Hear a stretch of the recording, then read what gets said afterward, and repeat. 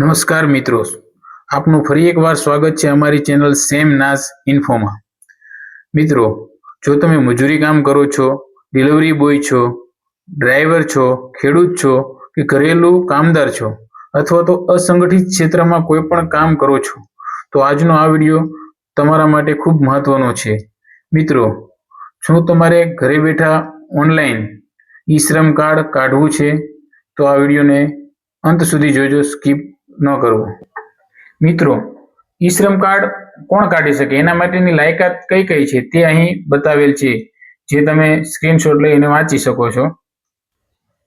અને ઈ શ્રમ કાર્ડ કાઢવા માટે કયા કયા દસ્તાવેજો જોઈએ, જે નીચે લિસ્ટ મુજબ બતાવેલ છે, તેનો પણ તમે સ્ક્રીનશોટ લઈને વાંચી શકો છો। તો ચાલો મિત્રો, હવે આપણે લાઈવ પ્રોસેસની શરૂઆત કરીએ। સૌપ્રથમ તમારે ગૂગલ પર આવી જવાનું રહેશે। ત્યાં તમારે સર્ચ બારમાં ઈ શ્રમ લોગિન ટાઈપ કરવાનું રહેશે। ત્યારબાદ ગૂગલ ઉપર ઈ શ્રમની લિંક આવી જશે, જેમાં પ્રથમ લિંક જ છે એ ઈ શ્રમ હોમ, તેના પર તમારે ક્લિક કરવાનું રહેશે। ત્યારબાદ ઈ શ્રમનું પોર્ટલ ઓપન થશે, ત્યારે તમારે ગો ટુ મેઇન પેજ ઉપર જવાનું રહેશે, જેથી તેની ઓફિશિયલ વેબસાઇટ ઓપન થશે। ત્યાં જમણી બાજુ નીચે રજિસ્ટર ઓન ઈ શ્રમ લખ્યું છે, પ્લેટફોર્મ વર્કર, એમાં તમારે રજિસ્ટર ઓન ઈ શ્રમ ઉપર ક્લિક કરવાનું રહેશે। ત્યારબાદ તમારે ડાબી બાજુ સેલ્ફ રજિસ્ટ્રેશન લખેલું છે અને જમણી બાજુ સેલ્ફ રજિસ્ટ્રેશન, જમણી બાજુ ઇન્ફોર્મેશન રિક્વાયર્ડ ફોર રજિસ્ટ્રેશન, એટલે કે ઈ શ્રમ કાર્ડ કાઢવા માટે શેની જરૂર પડશે એ લખેલું છે। તો તેમાં આધાર નંબરની જરૂર પડશે, આધાર નંબર સાથે જે મોબાઈલ નંબર લિંક હોય અને એજ ક્રાઇટેરિયા, આ ત્રણ વસ્તુની ખાસ જરૂર પડશે, અને બેંક એકાઉન્ટની લિંક હોવું જોઈએ। ત્યારબાદ તમારે ડાબી બાજુ જે ઓપ્શન છે તેમાં તમારે આધાર નંબર સાથે જે મોબાઈલ નંબર લિંક હોય તે એન્ટર કરવાનો રહેશે। ત્યારબાદ નીચે બાજુમાં આપેલ કેપ્ચા એન્ટર કરવાનું રહેશે।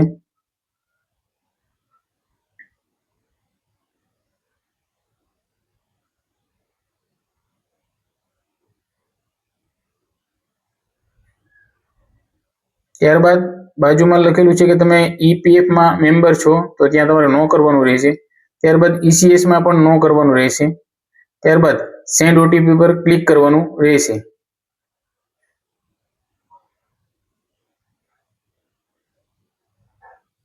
તમારા આધાર નંબર સાથે જે મોબાઈલ લિંક હશે એના પર ઓટીપી આવ્યો હશે, એ અહીં તમારે એન્ટર કરવાનો રહેશે।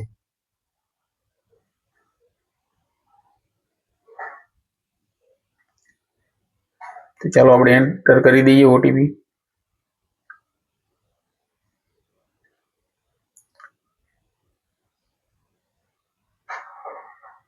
ત્યારબાદ નીચે બાજુમાં આપેલ કેપ્ચાને બાજુના બોક્સમાં એન્ટર કરવા।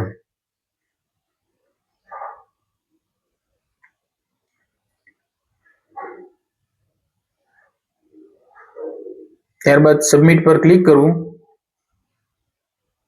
ત્યારબાદ તમારે આધાર ઈ કેવાયસી કરવાનું કહેશે, એટલે તમારે જે નીચે બોક્સ આપેલું છે તેમાં આધાર નંબર એન્ટર કરવાનો રહેશે અથવા વર્ચ્યુઅલ નંબર કરવાનો કહેશે। તો આપણે આધાર નંબર દ્વારા આપણું ઈ કેવાયસી કમ્પ્લીટ કરીએ। તો આપણે આધાર નંબર એન્ટર કરી દઈએ।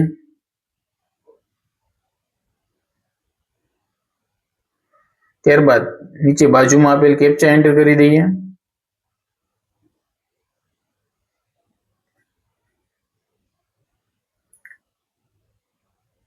ટર્મ્સ એન્ડ કન્ડિશન્સ છે ત્યાં આપણે ટિક કરી દઈએ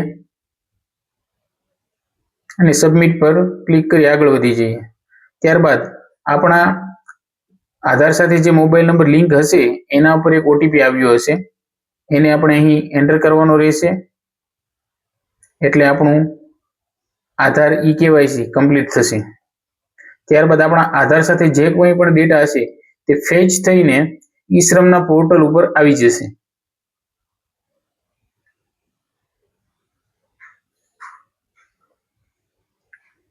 બાજુમાં આપેલ કેપ્ચા આપણે એન્ટર કરી દઈએ।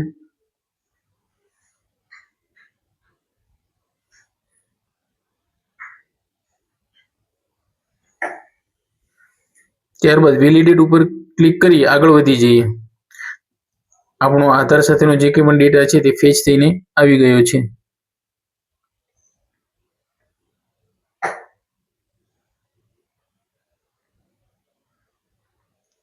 ડેટા વેરીફાઈ કરવો, ત્યારબાદ personal information, address, educational qualification અને ઓક્યુપેશન અને બેંક ડિટેલ, પાંચે વસ્તુ એન્ટર કરવાની રહેશે. અને ત્યારબાદ કન્ટિન્યુ ટુ એન્ટર અધર ડિટેલ ઉપર ક્લિક કરી આગળ વધી જવું.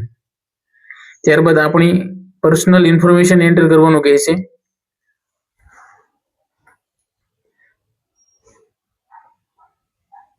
જેમાં મોબાઈલ નંબર છે, ઇમરજન્સીનો મોબાઈલ નંબર તમે આપવો હોય તો આપી શકો અથવા ના આપી શકો તો પણ ચાલે. ઈમેલ આઈડી એન્ટર કરવાનું કહેશે. આપણું મેરિટલ સ્ટેટસ એટલે કે મેરિડ છો અનમેરિડ છો તે એન્ટર કરવાનું કહેશે, તો એ આપણે એન્ટર કરી દઈએ. ત્યારબાદ મધર્સ નેમ કહે છે તો એ ઓપ્શનલ છે, નો એન્ટર કરો તો ચાલે. એના પછી ફાધર્સ નેમ લખેલું છે એ આપણે ફરજિયાત એન્ટર કરવું પડશે. ત્યારબાદ સોશિયલ કેટેગરી જે આપણે ફરજિયાત સિલેક્ટ કરવી પડશે, અને જો સોશિયલ કેટેગરીનો દાખલો હોય તો એ આપણે અહીં અપલોડ કરી શકીએ અને ન કરીએ તો પણ ચાલે. ત્યારબાદ બ્લડ ગ્રુપ જે ઓપ્શનલ છે. ડિફર્ડ એમ્પ્લોયડ એટલે કે તમે વિકલાંગ છો તો આપણે ન કરી દઈએ. ત્યારબાદ નીચે નોમિનીની ડિટેલ એડ કરવાની કહે છે, તે ઓપ્શનલ છે પરંતુ આપણે અહીં એન્ટર કરી દઈએ. Nominee name, nominee date of birth, gender nominee, relation with applicant એટલે નોમિનીનો એપ્લિકેન્ટ સાથે શું સંબંધ છે તે આપણે અહીં બતાવવાનો રહેશે. અને નોમિનીનું એડ્રેસ અને મોબાઈલ નંબર જો હોય તો પ્રોવાઈડ કરો, ન હોય તો પણ ચાલશે.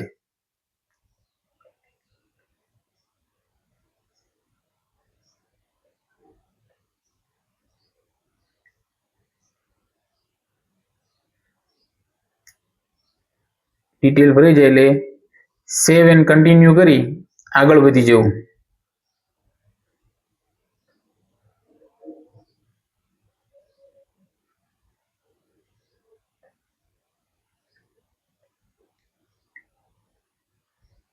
એડ્રેસ એન્ટર કરી દઈએ. ત્યારબાદ સેવ એન્ડ કન્ટિન્યુ. હવે આપણે આપણી રેઝિડેન્શિયલ ડિટેલ એન્ટર કરવાની રહેશે એટલે કે એડ્રેસ. તો એમાં આપણે હોમ કઈ સ્ટેટમાં છે તો પહેલા ગુજરાત, ત્યારબાદ ડિસ્ટ્રિક્ટ સિલેક્ટ કરવાનું રહેશે. ત્યારબાદ આપણે અર્બનમાં છીએ કે રૂરલમાં, તો આપણે ગ્રામ્ય વિસ્તારમાં છીએ તો રૂરલ સિલેક્ટ કરવાનું રહેશે.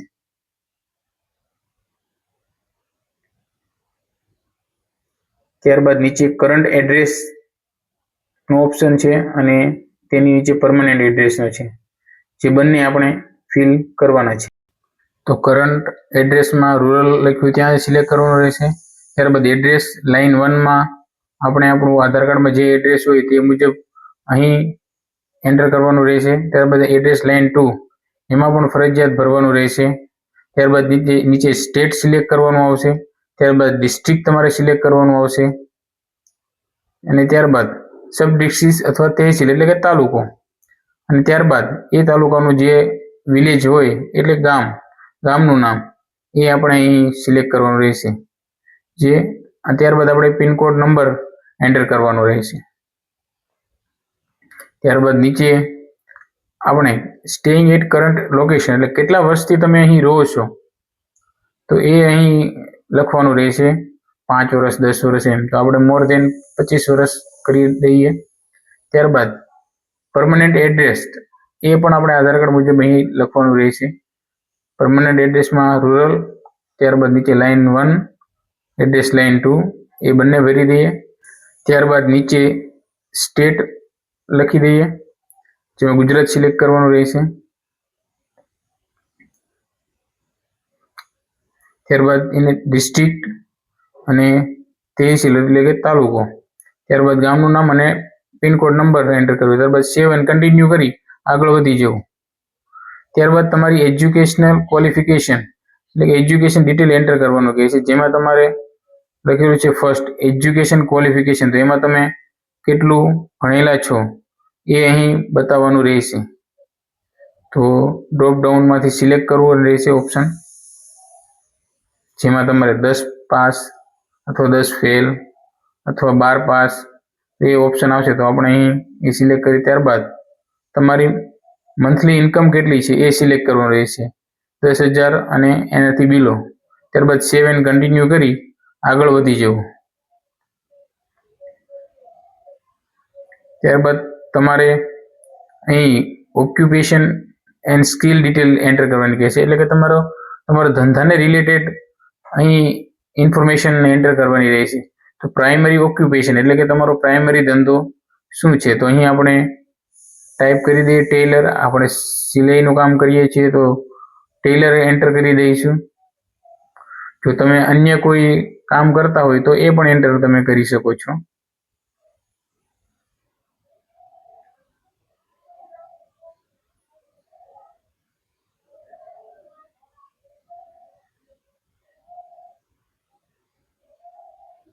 સેકન્ડરી ઓક્યુપેશનનો ઓપ્શન પણ છે, તમે બીજો ધંધો કરતા હોય તો એ પણ લખી શકો. અને ધંધો કેટલા ટાઈમથી કરો છો એ પણ સિલેક્ટ કરવાનું કહે છે. Working experience in primary occupation, અને તમે જે ધંધો કરો છો એનું કોઈ સ્કિલ સર્ટિફિકેટ હોય, તમે ક્યાંથી ટ્રેનિંગ લીધી હોય તો એ પણ તમે અહીં અપલોડ કરી શકો છો.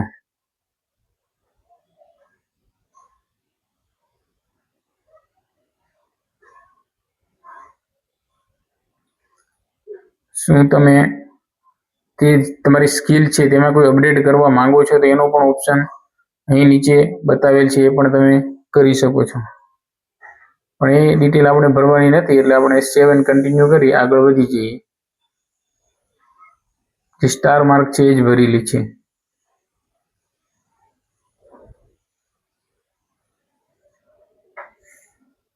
ત્યારબાદ આપણે અહીં બેંક ડિટેલ એન્ટર કરવાની રહેશે, એટલે કે ગવર્મેન્ટનો જે કંઈ લાભ હોય તે આપણે અહીં ડાયરેક્ટ બેંકમાં જ જમા થાય. તો એમાં પહેલા બેંક સીડિંગ વિથ આધાર, તો અહીં નો બતાવેલું છે, એટલે કે આપણો આધાર બેંક સાથે લિંક નથી. જો આપણું આધાર બેંક સાથે લિંક હશે તો ત્યાં યસ લખેલું આવશે. તો આપણે first bank account number enter કરી દઈએ. ત્યારબાદ એની નીચે કન્ફર્મ બેંક એકાઉન્ટ નંબર લખેલું છે, એટલે કે સેમ નંબર નીચે ફરી વખત એન્ટર કરવાનો રહેશે.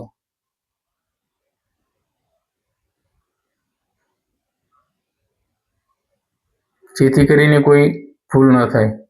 ત્યારબાદ નીચે એકાઉન્ટ હોલ્ડર નેમ, જેવું રીતે આપણી બેંકની પાસબુકમાં નામ હોય એ જ રીતે નામ અહીં લખવાનું રહેશે.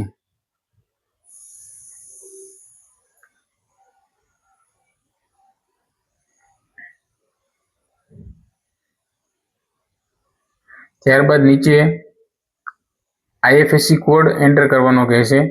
તમે IFSC કોડ એન્ટર કરીને જમણી બાજુ ગ્રીન કલરમાં જે કાચનો સિમ્બોલ આપેલો છે ત્યાં તમે ક્લિક કરશો એટલે એ IFSC કોડનું બેંક અહીં ફેચ થઈને નીચે નામ આવી જશે. ત્યારબાદ તમારે સેવ એન્ડ કન્ટિન્યુ કરી આગળ વધી જવું, પણ પહેલાં તમારે એ ડિટેલ વેરીફાઈ કરી લેવી. Save and continue. ત્યારબાદ તમારે પ્રિવ્યુનું પેજ એક આવી જશે કે તમે જે કંઈ પણ ડિટેલ ભરી છે એ બધી તમારે એકવાર વેરીફાઈ કરી લેવી, ક્યાંય ભૂલ તો નથી ને. અને જો ભૂલ હોય તો નીચે એડિટનો ઓપ્શન આપેલો હશે, એ એડિટના ઓપ્શનથી તમે જઈ અને સુધારો કરી શકો છો. અને જમણી બાજુ પ્રિન્ટ લખ્યું ત્યાં તમે ઓપ્શન ફોર્મ પણ ડાઉનલોડ કરી શકો છો. બધી જ માહિતી બરાબર ચકાસી લેવી. ત્યારબાદ નીચે ટર્મ્સ એન્ડ કન્ડિશનમાં ટિક કરી સબમિટ પર ક્લિક કરી આગળ વધશો એટલે તમારું ઈ શ્રમ કાર્ડ જનરેટ થઈ જશે. અહીં 3 ઓપ્શન આપેલા છે, log out, edit and submit. તો આપણે ટિક બોક્સ પર ટિક કરી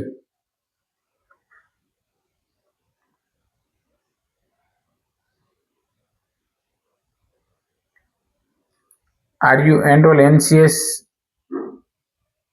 નેશનલ કેરિયર સર્વિસ, તેમાં યસ કરી દેવાનું રહેશે.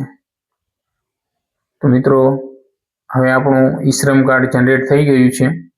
અને તમે જમણી બાજુ ડાઉનલોડ યુએએન કાર્ડ લખ્યું છે ત્યાં ક્લિક કરી તે તમારી PDF ડાઉનલોડ પણ કરી શકો છો. તો મિત્રો, આજનો આ વિડીયો જો તમને ઉપયોગી લાગ્યો હોય તો વિડીયોને લાઈક કરી દો, શેર કરી દો અને અમારી ચેનલને સબસ્ક્રાઈબ કરી દો, જેથી કરી આવી માહિતી અમે તમને પહોંચાડતા રહીશું.